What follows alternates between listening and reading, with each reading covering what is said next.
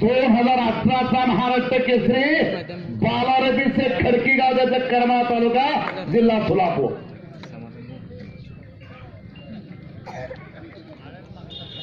2016ला धूमधडाक्यात entry केली होती समाधान पाटलांना महाराष्ट्र केसरीला। धूमधडाक्यामध्ये पहिल्या 4 पैलवानांमध्ये गणना केली आहे।